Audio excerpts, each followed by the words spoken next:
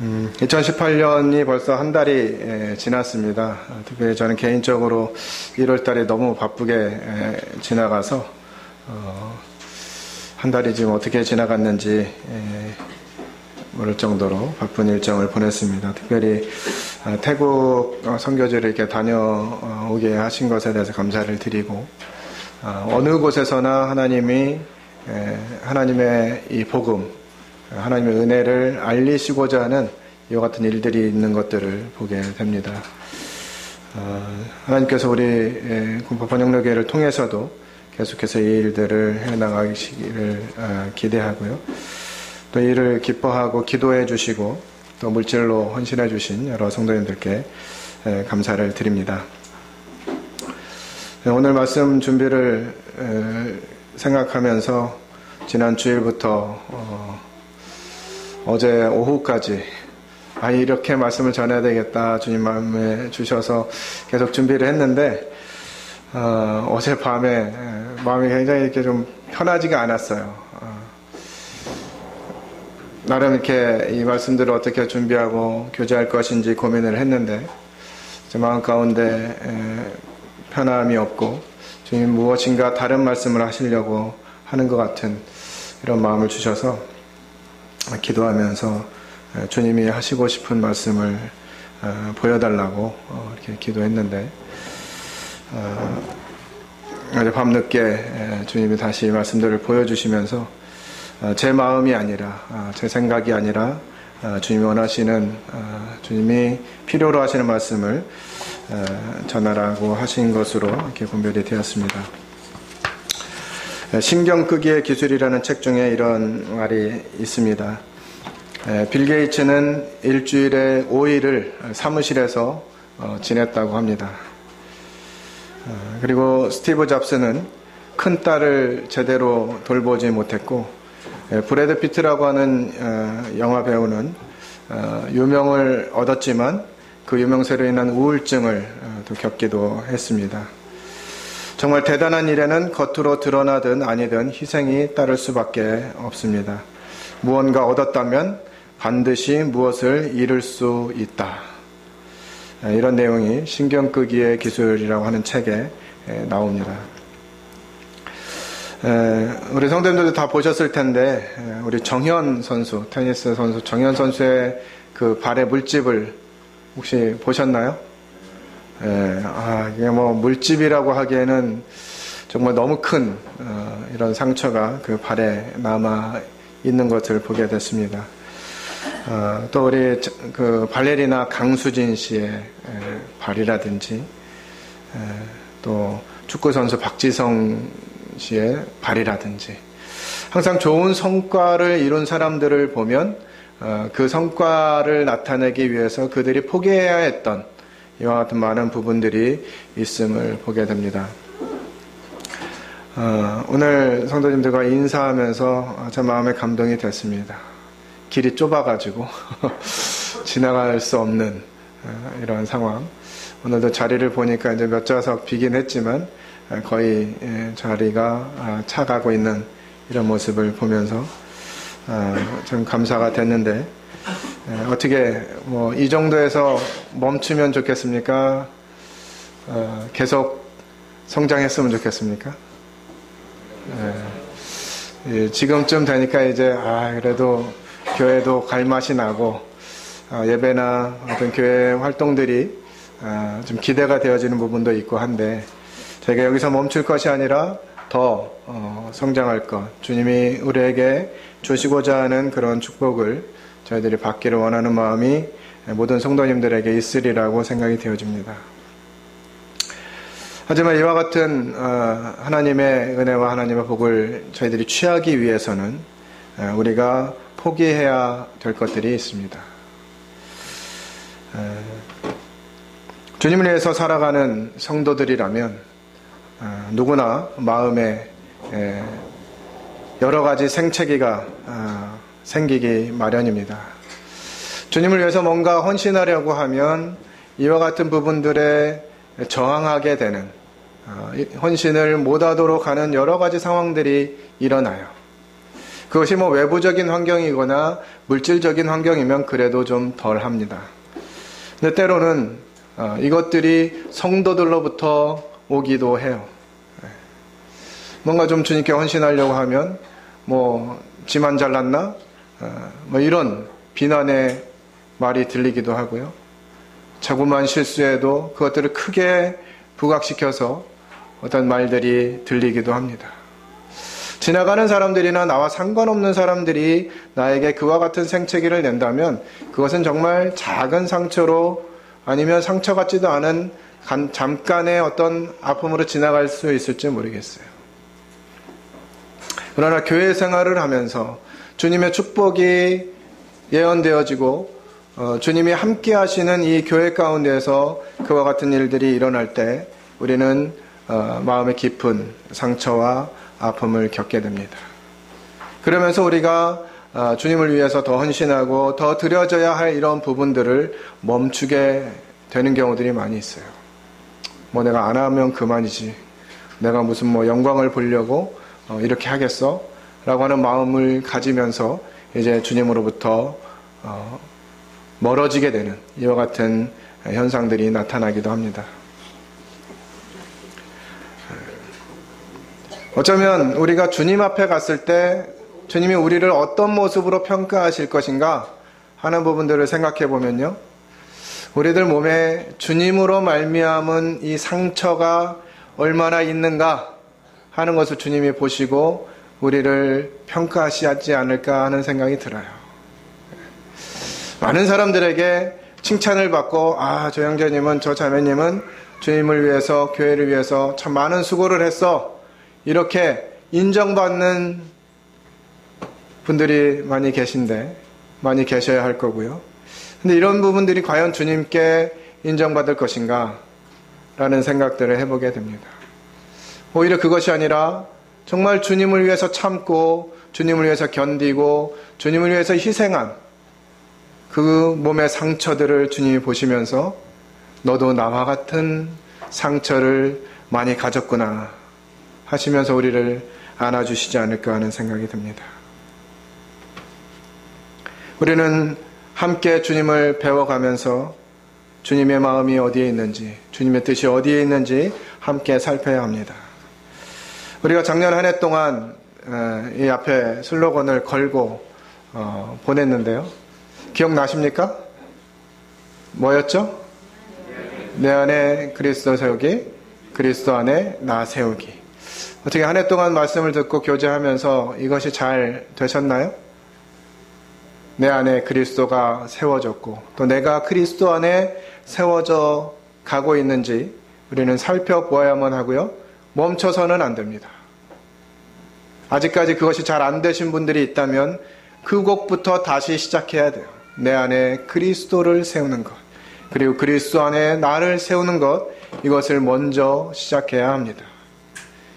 그리고 이것이 시작되어지고 진행되어지는 분들은 그것으로 끝날 것이 아니라 이제 더 나아가야 합니다. 우리 하나님의 말씀 히브리서 12장 말씀을 살펴보겠습니다.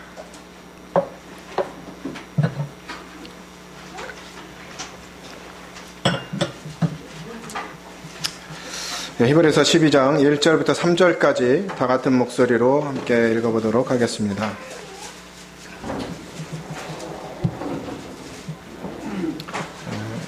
히브리서 12장 1절부터 3절까지 다 함께 읽겠습니다. 시작. 이러므로 우리에게 구름같이 둘러싼 허다한 증인들이 있으니 모든 무거운 것과 얽매이기 쉬운 죄를 벗어버리고 인내로써 우리 앞에 당한 경주를 하며 믿음의 주요 또 온전케 하시는 이인 예수를 바라보자. 그는 그 앞에 있는 기쁨을 위하여 십자가를 참으사 부끄러움을 개의치 아니하시더니 하나님 보좌 우편에 앉으셨느니라. 너희가 피곤하여 낙심하지 않기를 위하여 죄인들이 이같이 자기에게 거역한 일을 참으신 일을 생각하라. 네. 여기 12장 1절에 인내로서 우리 앞에 당한 경주를 경주하며 라고 기록하고 있습니다.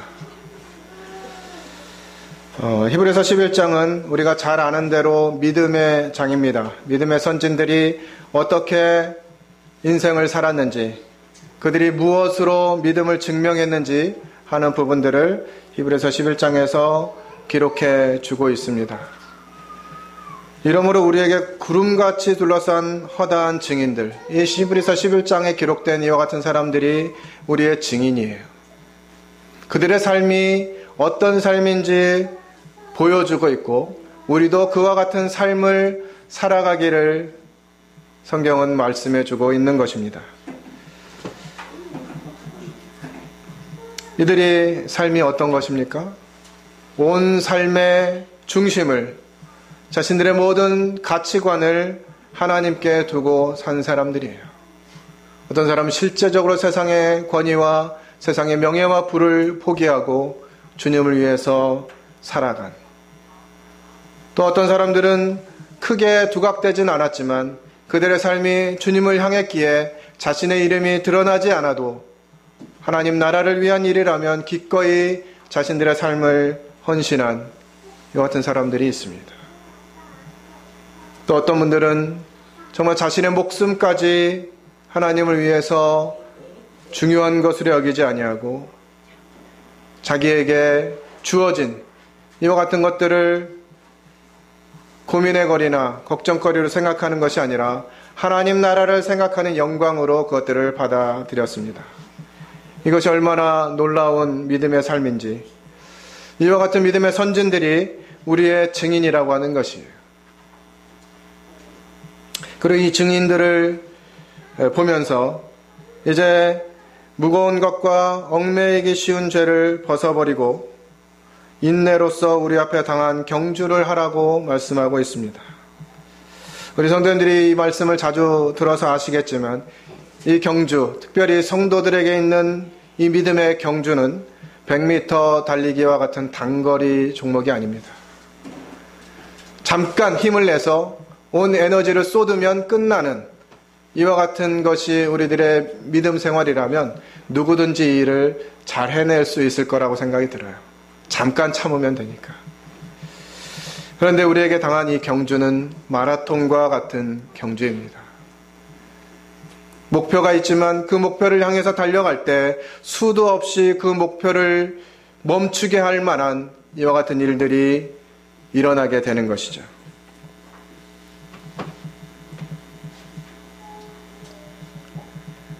우리가 믿음으로 이 하나님 나라를 구하면서 살게 될 때 이것을 힘들게 하는 것들이 바로 여기 기록하고 있는 무거운 것과 얽매이기 쉬운 죄입니다. 자, 그 마라톤 선수의 복장을 한번 생각해 보시기 바랍니다. 가방을 메고 있나요? 혹시 가다가 신발이 떨어지면 갈아 신어야지 하고 신발을 한쪽에 들고 있나요? 그는 자기 몸을 최대한 가볍게 하고 달려갑니다. 우리가 주님 나라를 향해서 살아가게 될 때 그것들을 어렵게 하는 것들을 내려놓을 필요가 있어요. 그것이 어떤 사람에게는 물질적인 것으로, 어떤 사람에게는 인격적인 것으로, 또 어떤 사람에게는 다른 양상으로 나타나기도 할 것입니다.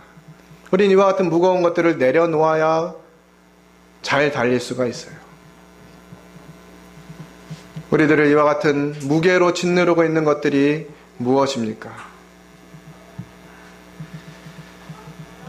우리에게 인내가 필요한 것을 성경은 가르쳐주고 있습니다. 이와 같은 인내가 필요할 때 우리가 바라봐야 될 대상이 있는데요. 그것이 2절에 기록하고 있는 바로 예수 그리스도입니다. 그분은 믿음의 주이고 또 온전케 하시는 분이십니다. 그분이 믿음의 본을 보이시고 우리의 믿음을 인도해주고 계십니다. 우리는 부족함이 있고 연약함이 있지만 그분에게는 그러한 것들이 없지요. 주님은 온전케 하시는 분이에요. 그래서 우리가 주님을 따라갈 때, 이 믿음을 구할 때 바라볼 유일한 상대가 바로 예수 그리스도 그분이라고 하는 것입니다. 그분은 십자가를 참으셨어요. 그리고 부끄러움을 개의치 않으셨습니다. 어떻게 보면 우리가 마라톤 경주를 해가는 이와 같은 부분들은 많은 사람들의 주목을 받게 되는 길일 수 있습니다. 그리고 많은 사람들로부터 왜 그렇게 사느냐고, 무엇 때문에 그렇게 사느냐고 질문을 받을 수도 있어요. 저희가 직장 생활을 하면서 내가 하나님의 자녀임과 그리스도를 믿는 그와 같은 사람임을 드러내게 될 때 우리는 자유하지 못하게 되는 영역들이 많이 보여집니다. 처음 직장 생활을 시작하면서 저는 하나님을 믿는 사람입니다. 저는 하나님을 믿고 그분을 신뢰하기에 술도 먹지 않고 담배도 피지 않습니다. 또 유흥도 하지 않습니다. 이런 얘기를 이제 줄곧 해왔는데 그런 얘기를 듣는 많은 분들이 질문했어요. 그럼 도대체 그런 것들 안 하면 무슨 재미로 사느냐고. 세상에서는 그와 같은 것들을 해야 재미가 있다라고 생각하는 것이죠. 그래서 저는 그렇게 대답했어요. 그런 거 안 하는 재미로 산다고. 여러분, 당신들은 이와 같은 것들을 할 줄은 있지만 안 할 수는 없지 않냐? 술 끊을 수 있냐? 담배 끊을 수 있냐? 여러분들이 즐기는 그 유흥을 포기할 수 있냐? 이건 진짜 자유가 아니다. 할 수도 있고 안 할 수도 있어야 그것이 진짜 자유다. 나는 지금 술을 마실 자유도 있고 담배를 필 자유도 있고 유흥을 할 자유도 있다. 그렇지만 그것을 안 할 자유도 있다. 이것이 진정한 자유다. 이렇게 표현했어요. 사람들의 말에 주목하기 시작하면요, 이와 같은 것들이 다 무거운 것들로 내게 다가오게 돼요. 나는 왜 그런 거 안 하고 있지? 내가 저 사람들하고 뭔가 다르게 보이는 이것이 무엇인가 잘못된 것처럼. 그래서 그와 같은 것에 관심을 가져야 하고 그와 같은 것에 시간과 에너지와 물질을 사용해야 되는 것처럼 느껴지게 되죠.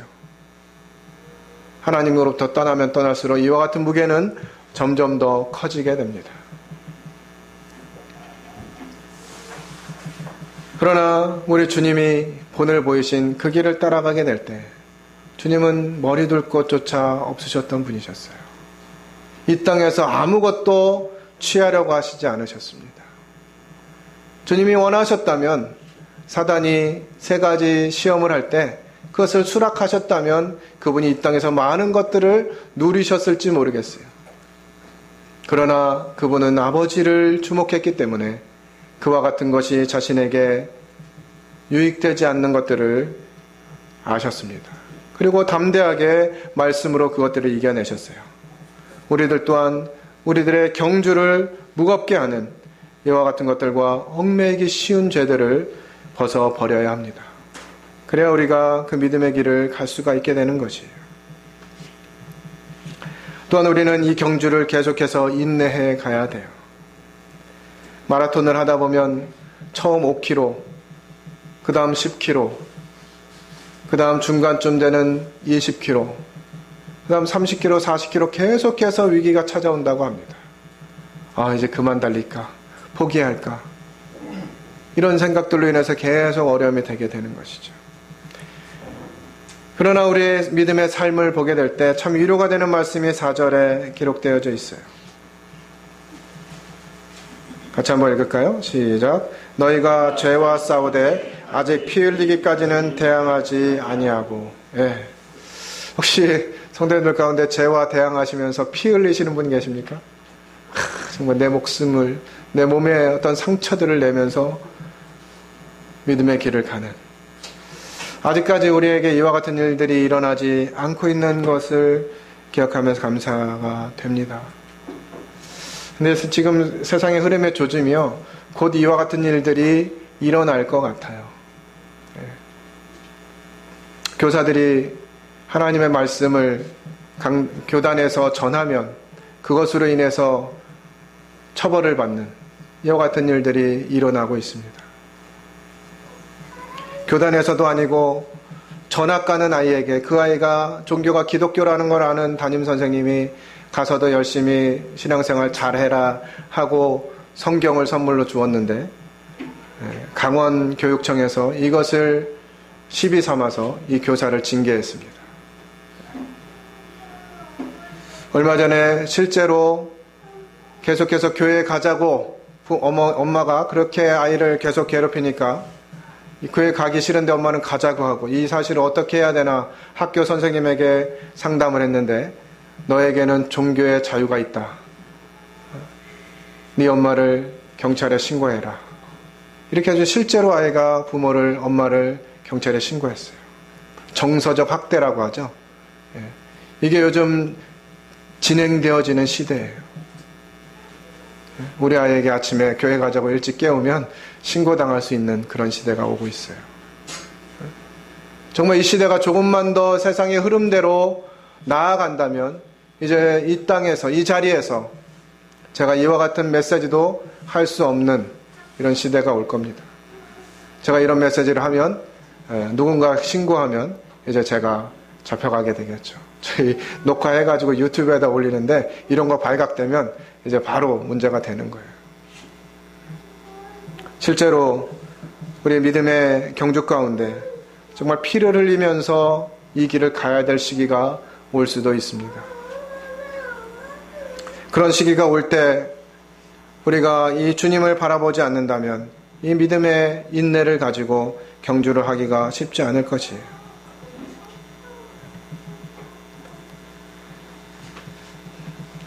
우리가 주님을 바라보고 그 경주를 해가는 과정 가운데에서 많은 어려움이 있을 수 있고, 때로는 우리가 낙심되거나 우리 삶 가운데 실패하고 넘어질 때가 있습니다. 그때 필요한 것이 바로 5절과 6절에 기록되어 있는 아버지의 징계예요. 또 아들들에게 권하는 것 같이 너희에게 권면하신 말씀도 잊었도다. 일러스되 내 아들아, 주의 징계하심을 경히 여기지 말며 그에게 꾸지람을 받을 때 낙심하지 말라. 주께서 그 사랑하시는 자를 징계하시고 그가 받아들이시는 아들마다 책짓질 하심이라 하였으니. 오늘날 이 믿음의 경주를 해가면서 조금 등한시 되어져 가는 부분들이 있는 것 같습니다. 그것이 바로 이 하나님 아버지의 회초리예요. 많은 교회들에서 성도들에게 제대로 된 권면을 하기가 어렵다고 일꾼들이 한 목소리로 성토합니다. 왜 그럴까요? 제대로 권면하지 못하고 제대로 가르치지 못하는 일들이 교회 가운데에서 진행되어지고 있어요. 그 이유를 물으면 상처받을까봐 이렇게 이야기합니다. 뭔가를 권면하고 주님의 말씀으로 가르치면 그것에 상처받고 교회를 안 나오는 거예요. 그러니까 앞에서 인도하시는 분들이 성도들을 제대로 권면할 수가 없다고. 적어도 이와 같은 일들이 저희 군포 번영로교회에서는 일어나지 않기를 기대합니다. 아버지의 징계는 사랑의 증거입니다. 사랑하기 때문에 징계하는 것이에요. 내 자식이 잘못된 길로 가지 말라고 하시는 것이 아버지의 징계입니다. 자식을 사랑하면서 징계하지 않는다는 것은 자식을 사랑하지 않는 것이라고 말씀해주고 있어요. 7절에도 너희가 참음은 징계를 받기 위함이라. 하나님이 아들과 같이 너희를 대우하시나니 어찌 아버지가 징계하지 않는 아들이 있으리요. 징계는 다 받는 것이거늘 너희에게 없음은 사생자요 친아들이 아니니라.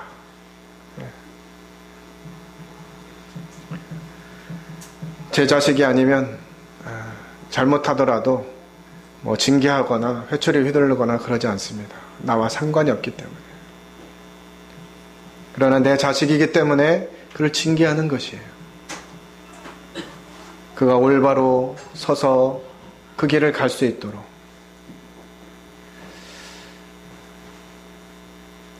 요즘에는 자녀들을 인격적으로 키워야 된다 그러면서 이 자녀들에게 매를 때리는 것이 아주 무식한 일인 것처럼 여겨지는 시대에 우리가 살고 있습니다.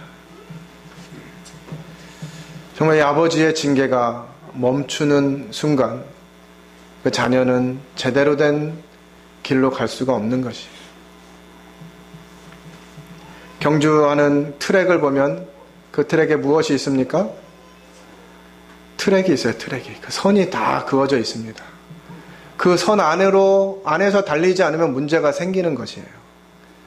그래서 아버지의 징계는 이와 같이 자녀들이 그 선 안에서 달려갈 수 있도록 해주는 역할입니다. 그 선을 벗어나면 목표는 끝나는 것이에요. 감사하게도 우리 하나님 아버지께서 이 교회 가운데 이와 같은 징계의 말씀을 주셨다는 것입니다. 성도가 성도답지 못하게 교회의 질서를 어지럽히거나 교회에 좋지 않은 영향을 주게 될 때 교회는 이 징계라고 하는 하나님의 말씀을 사용하게 됩니다. 꼭 그렇지 않다 하더라도 우리 각자의 삶 가운데서 하나님께로부터 징계를 받아야 해요. 모든 성경은 하나님의 감동으로 된 것으로 교훈만 주시는 것이 아닙니다. 책망도 있고요. 바르게 함과 의로 교육함이 있는 것이에요. 우리 하나님 말씀을 대하면서 그와 같은 부분들이 없다.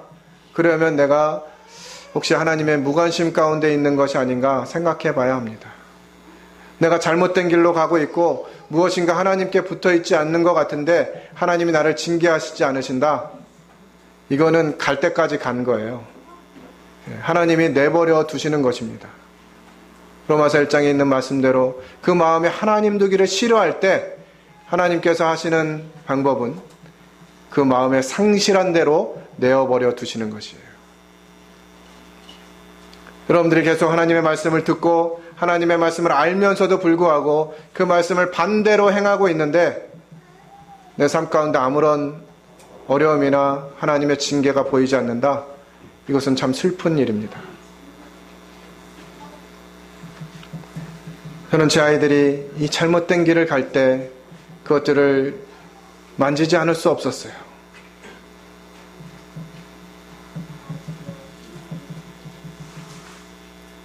제 큰아이가 요즘에도 아이들 잘 이렇게 통제 가운데 있지 않는 아이들 보면서 쟤는 왜 저런 것 같으니 이렇게 물어보면 들 맞아서 그렇죠. 이렇게 얘기합니다. 정말 아이들이 통제되지 않는 이 시대에 살고 있어요. 우리가 세상의 가치관과 세상의 흐름대로 따라가다 보면 이 트랙을 벗어나게 될 것입니다.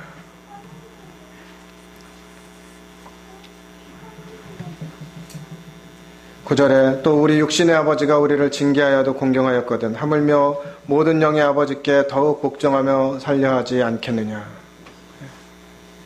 육신의 아버지는 흠이 좀 있죠. 때로는 이유 없이 맞는 경우도 있었을 거예요. 왜 맞고 있는지도 모르는 상태에서. 육신의 아버지는 흠이 좀 있습니다. 그렇지만 공경해요.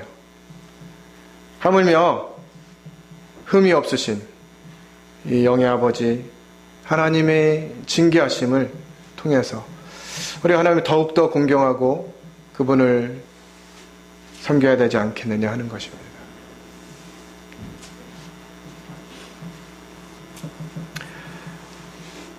하나님이 우리를 징계하실 때 그 이유를 10절에 설명해 주고 있습니다. 같이 읽겠습니다. 시작. 그들은 잠시 자기의 뜻대로 우리를 징계하였거니와 오직 하나님은 우리의 유익을 위하여 그의 거룩하심에 참여하게 하시느니라. 예. 누구의 유익을 위해서요? 우리의 유익을 위해서. 하나님이 하시는 것은 하나님께도 좋으실 수 있겠지만 그 목적이 우리의 유익을 위해서 그렇게 하시는 것이에요. 누군가가 교회 가운데서 여러분들에게 이 말씀으로 인한 권면을 드리게 될 때 그것을 이와 같이 기쁘게 받으시기 바랍니다. 여러분들의 유익을 위해서 그렇게 하는 것이에요. 하나님은 늘 우리들에게 관심이 있으십니다. 우리에게 어떻게 하면 더 사랑을 하실지, 어떻게 하면 우리에게 하나님을 더 나타내실 수 있으실지 이것들을 고민하시는 것 같아요. 우리는 피곤하면 자기도 하고 때로는 육신의 피로를 회복하기 위해서 쉬기도 해야 되는데 우리 주님은 졸지도 않으시고 주무시지도 않는다고 말씀하시잖아요. 온 시간을 통해서 우리를 주목하시면서 나에게 무엇이 가장 유익한 것인지를 아시는 것이에요. 때로는 선물을 주시기도 하시지만 때로는 우리에게 회초리도 드시는 것이죠. 우리의 유익을 위해서. 11절에 있는 대로 무릇 징계가 당시에는 즐거워 보이지 않아요. 또 슬퍼 보입니다. 그러나 그 후에 그로 말미암아 연단을 받은 자들은 의와 평강의 열매를 맺느니라. 지금 당장 그것이 좋아 보이지 않고 즐거워 보이지 않는다 할지라도 주님께로 받는 이 징계가 우리를 의와 평강으로 인도하신다고 하는 것이죠. 주님이 우리의 중심에 계실 때, 하나님의 말씀이 살아서 우리 안에서 역사할 때 우리는 평강을 누릴 수 있는 것입니다. 이것이 없이는 늘 두려울 수밖에 없어요. 불안에 떨 수밖에 없습니다.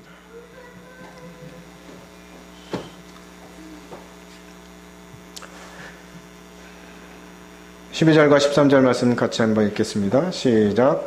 그러므로 피곤한 손과 연약한 무릎을 일으켜 세우고 너희 발을 위하여 곧은 길을 만들어 저는 다리로 하여금 어그러지지 않고 고침을 받게 하라. 예. 우리가 믿음의 경주를 해 나가면서 때로는 이와 같이 손이 피곤해지고 무릎이 연약해질 수 있습니다. 손이 피곤해지고 무릎이 연약해지면 제일 먼저 오는 증상이 있어요. 몸이 무거워집니다. 뭔가를 하기가 쉽지 않아요.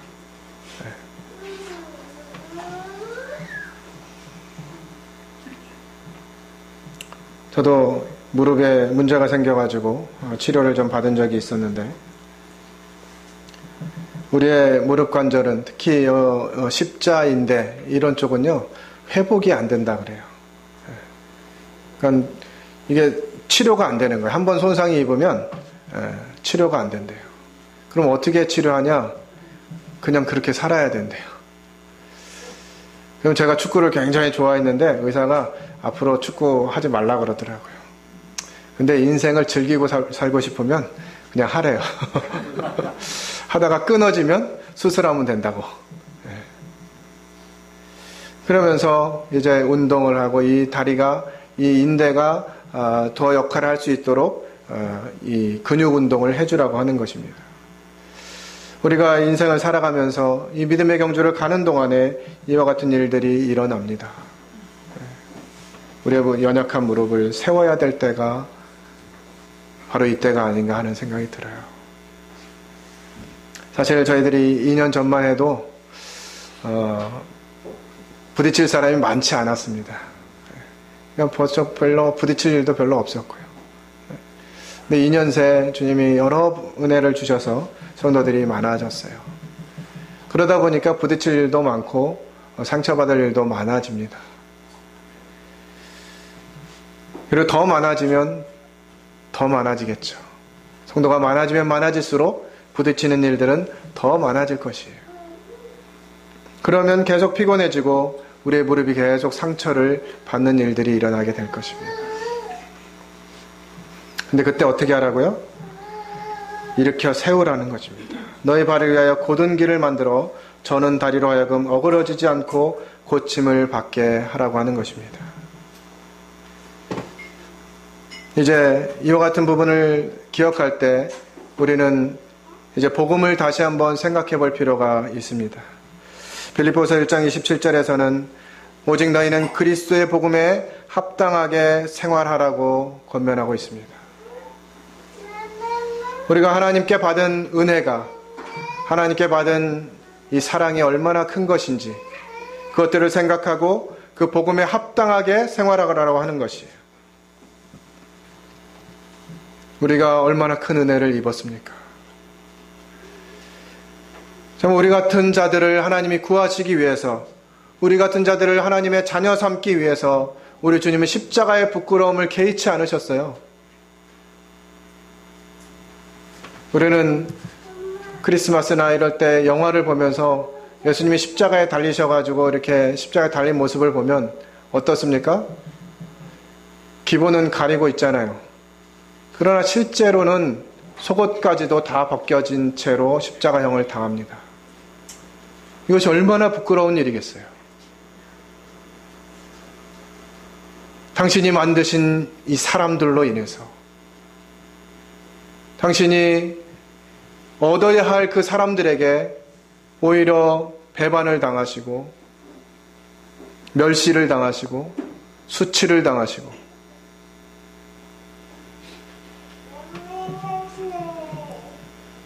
그런 모습을 당하셨음에도 불구하고 그 길을 가신 거예요.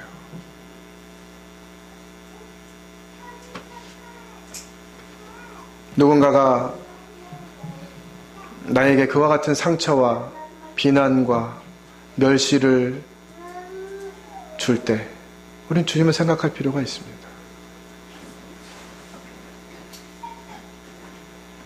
나에게 비난의 화살을 던진 사람들을 복수하려고 하지 마세요. 내가 뭔가 원한을 갚으려고 하지 마세요. 그것은 그냥 인간적인 싸움에 그칠 뿐입니다.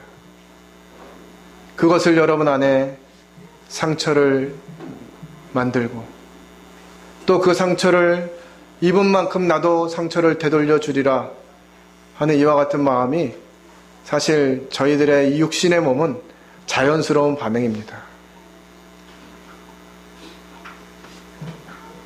그러나 주님이 하신 것처럼 그 상처를 내 몸에 두고 주님이 그 상처를 치유하시도록 주님이 그 상처를 만져주시고 깨끗게 하시도록 그래서 이 상처를 돌려주는 이와 같은 활동이 우리들의 가운데에서 이 교회 삶 가운데에서 멈춰져야 해요. 상처를 받으면 그 상처를 또 전달해줄 누군가를 찾게 됩니다. 자기보다 강한 사람, 자기보다 더 나은 사람은 그것이 쉽지 않으니까 자기보다 더 열등하고 연약한 성도들을 찾게 돼요. 그것들을 반복하면서 마치 내 상처가 그에게 옮겨간 것처럼 느껴집니다. 세상의 원리는 그래요. 세상의 원리는 제로섬 게임입니다. 누군가 올라가면 내려가는 사람이 있고요. 누군가 1등을 하기 위해서는 꼴등을 해야 되는 사람도 필요해요. 이것이 세상의 원리입니다. 그래서 마치 그 세상 가운데서 살아가던 우리의 습관이 마치 내게 있는 이 상처를 누군가에게 돌려주지 않으면 해결이 안 될 것처럼 느껴지는 것이에요. 그러나 하나님이 말씀하신, 하나님이 허락하신 교회는 그와 같은 곳이 아닙니다. 가정도 마찬가지고요. 나는 불행한데 어떤 성도는 행복해. 이런 일이 불가능하다는 것이에요. 남편은 불행한데 아내는 행복해. 이것이 불가능하다고요. 그것이 불가능한 기관 두 가지가 바로 교회와 가정이에요. 나만 불행하다. 다른 사람은 다 좋은 것 같은데 나만 문제가 있는 것 같다.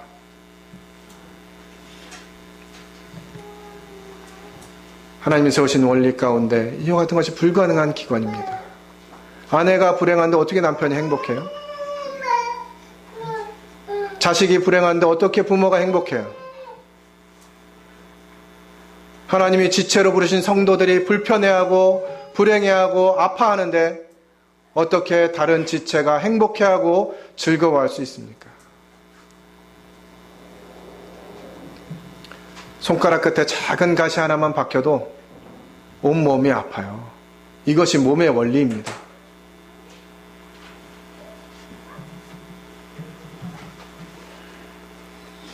우리가 다리가 힘을 잃고 연약한 손이 되면 이와 같은 것들이 더 크게 느껴지는 것입니다.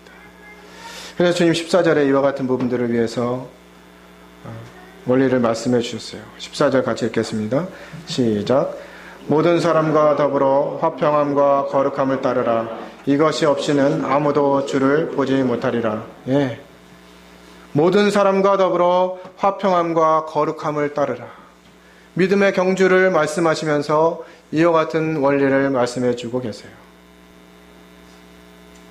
모든 사람과 더불어 화평함과 거룩함을 따르라. 이것이 없이는 아무도 주를 못하리라. 보지 못하리라. 15절에 너희는 하나님의 은혜에 이르지 못하는 자가 없도록 하고 또 쓴뿌리가 나서 괴롭게 하여 많은 사람이 이로 말미암아 더럽게 되지 않게 하며.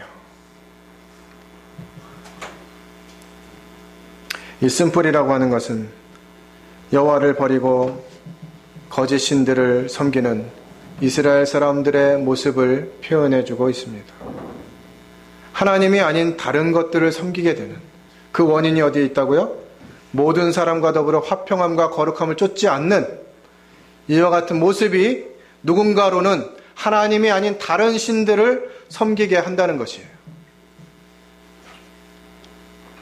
우리 가운데 일어나는 이와 같은 모습들이 어떤 성도들로는 하나님을 보지 않고 다른 것들을 보게 만든다라고 하는 것입니다.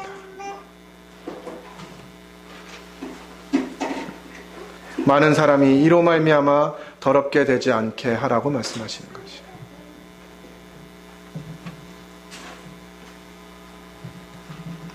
이렇게 하나님을 떠나서 이제 자신을 주목하고 다른 신들을 섬기게 되면 이제 16절 이하에 기록되어 있는 여러 가지 현상들이 나타나게 됩니다. 그 중에 한 그릇 음식을 위하여 장자의 명분을 판 에서를 기록하고 있어요.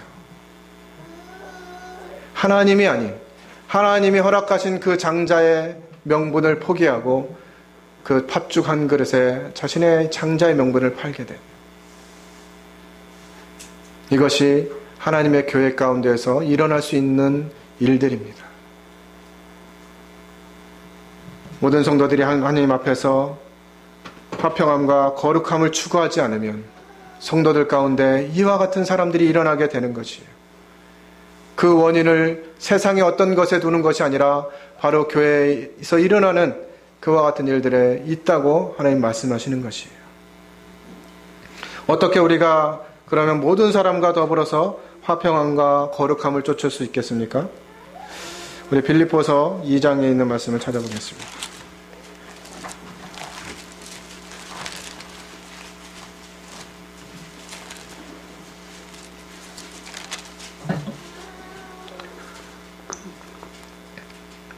빌립보서 2장 1절부터 5절까지 다 함께 읽도록 하겠습니다. 시작.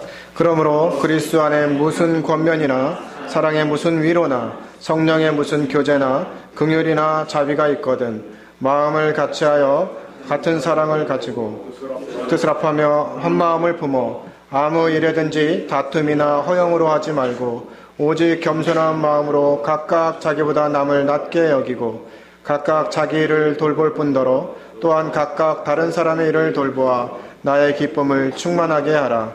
너희 안에 이 마음을 품으라. 곧 그리스도 예수의 마음이니.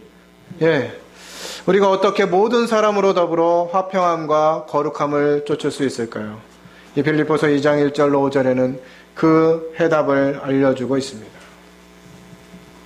그러므로 그리스도 안에 무슨 권면이나 사랑의 무슨 위로나 성령의 무슨 교제나 긍휼이나 자비가 있거든.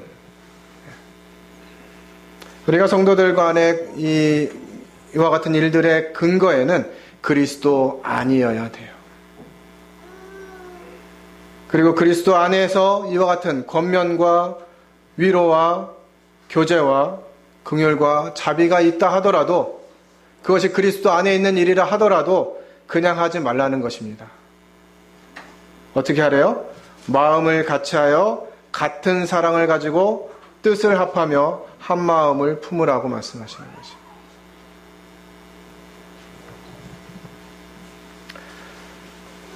어떤 성도에게 권면할 일이 생기면 고민하게 됩니다. 이것이 내 육신적인 판단이나 그냥 내가 싫어서 하려고 하는 것은 아닌지 주님 앞에 구하는 것이에요. 주님, 이 일을 어떻게 해야 됩니까? 주님, 제가 권면을 해야 될까요? 참 놀라운 것은 기도하는 중에 그와 같은 부분들이 다 해결되어 있는 경우가 거의 80, 90%예요. 내가 굳이 말로 하지 않아도 하나님의 역사하심이, 성령의 교통하심이 우리 가운데 있다면 그 사실들을 알게 하신다는 거죠. 그래서 기도하는 중에 그와 같은 부분들이 해결되어지고 또 진보를 보이는 경우들을 대부분 경험하게 됩니다. 내가 너무 급하게 어떤 성도를 판단하고 그것에 대해서 권면할 필요가 없다고 하는 것을 주님으로부터 배우게 돼요. 그리고 그렇게 기도하는 과정에서도 이런 부분들이 해결되지 않고 이제 권면을 해야 하게 될 때 먼저 그 성도와의 관계를 생각해 봅니다. 평소에는 관심도 안 가지다가 그냥 뭔가 지적할 일이 생기면 권면한다 생각하고 하는 거예요. 이런 권면이 한 번도 성공해 본 적이 없습니다. 그래서 여러분들이 혹시 누군가 다른 성도에게 이런 권면을 좀 했으면 좋겠다 라는 마음이 들면 먼저 그 사람과의 관계를 생각해 보시기 바랍니다. 내가 이 사람에게 아라고 얘기해도 이 사람이 전혀 오해하지 않을 것인가? 이 사람의 내가 어떤 부분들을 표현했을 때 이 사람이 이것을 주님의 것으로 받을 수 있는 관계가 되어 있는지를 살펴봐야 된다는 것이. 그게 안 되고 그냥 가르치면요. 그것을 비난으로 받아들이게 됩니다. 그러면 그 말을 듣는 사람은 또 상처를 받죠.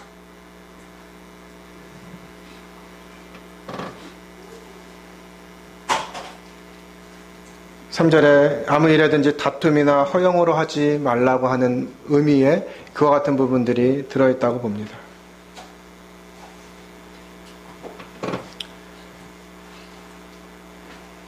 우리들 마음 가운데는 저 형제, 저 자매의 저 못돼 먹은 버릇을 내가 고쳐버리겠다.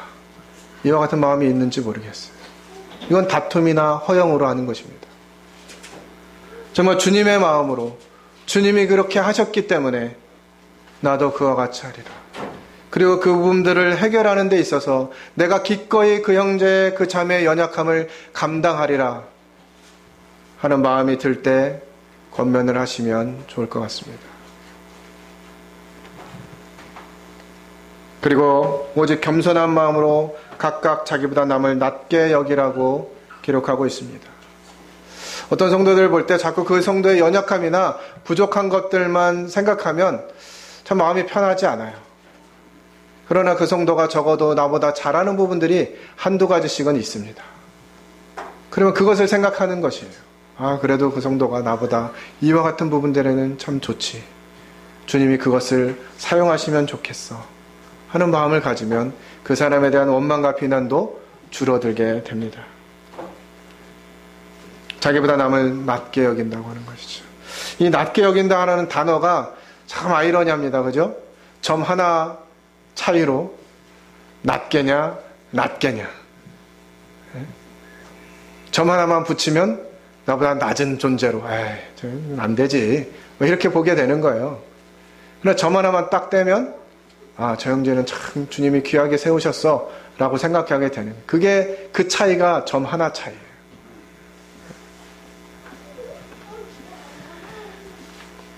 그리고 각각 자기 일을 돌아보라고 권면합니다. 나에게는 그와 같은 연약함이 없는지, 나에게는 무엇인가 책망받을 만한 일들이 없는지 돌아보는 것이죠. 그리고 다른 사람들의 일을 돌아보아서 나의 기쁨을 충만하게 하라고 말씀하십니다.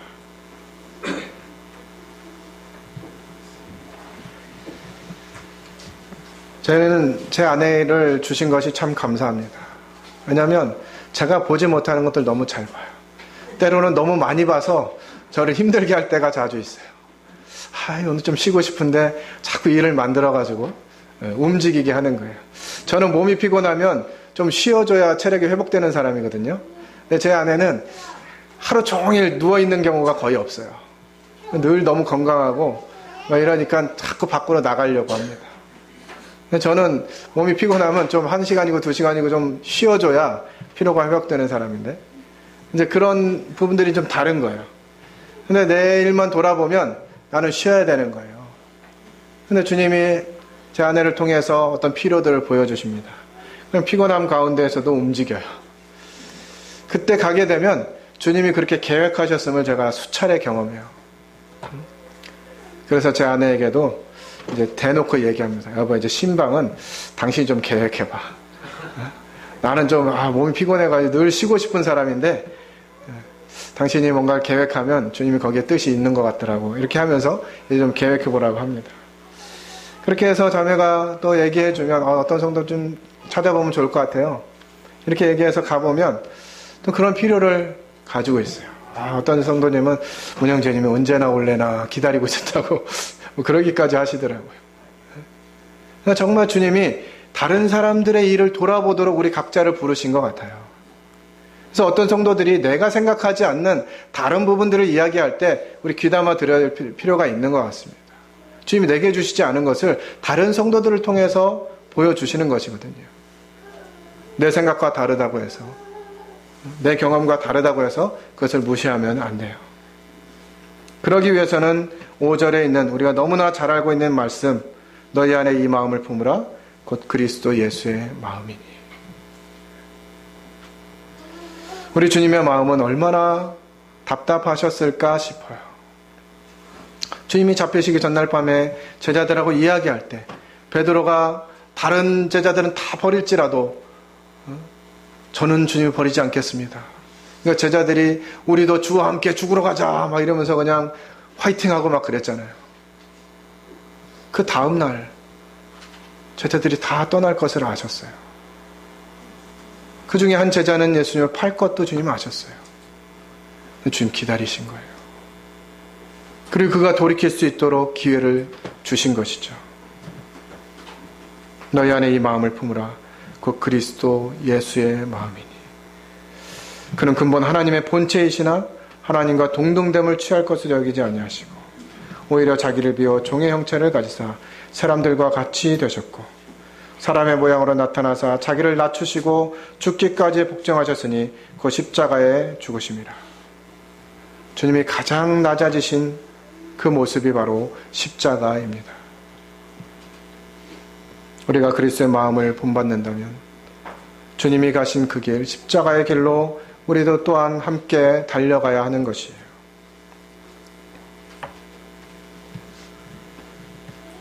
다시 히브리서 12장으로 돌아오겠습니다.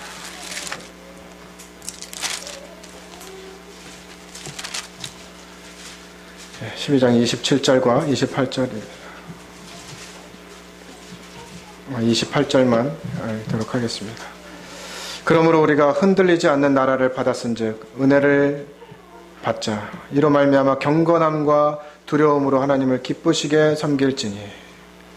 어떻게 보면 마라톤이라는 경기를 하면서 이 결과가, 이 목적지가 잘 보이지 않고 과연 내가 순위 안에 들 수 있을 것인지 고민하게 되기 때문에 달리기가 힘들 수 있어요.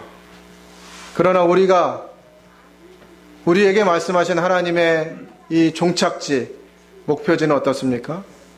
하나님이 하신 약속, 하나님이 계신 그 나라에 우리가 들어가게 될 이것은 너무나도 분명해요.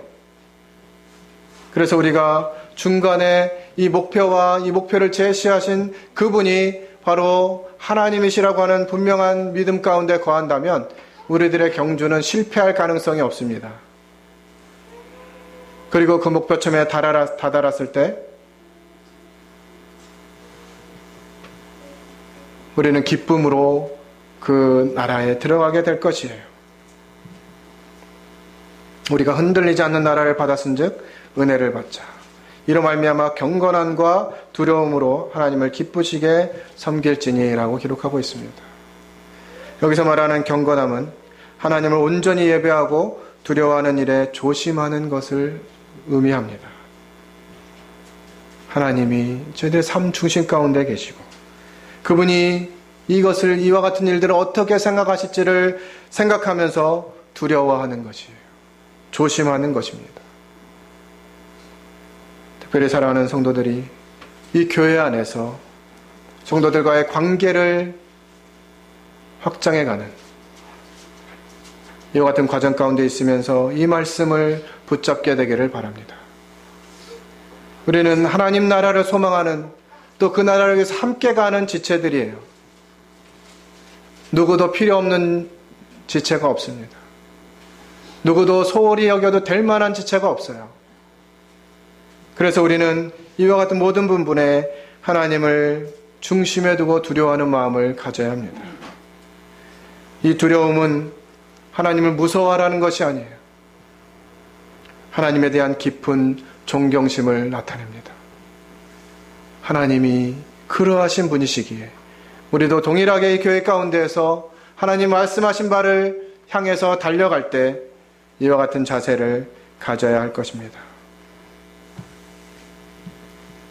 우리 주님이 우리의 믿음의 경주에 대해서 말씀하십니다.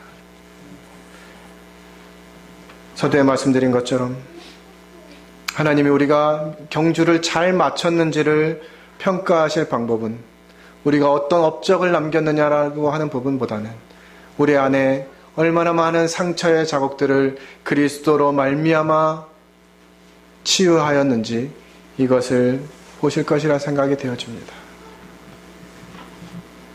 성도를 생각하면서 참고 견디고 인내로서 당한 경주를 한 이것들에 대해서 우리 주님이 평가하실 것이에요. 그리고 주님이 이제 그때 이렇게 말씀하시기를 기대합니다. 잘하였도다 착하고 충성된 종아, 네가 적은 일에 충성하였음에 내가 많은 것을 내게 맡기리니 네 주인의 즐거움에 참여할지어다.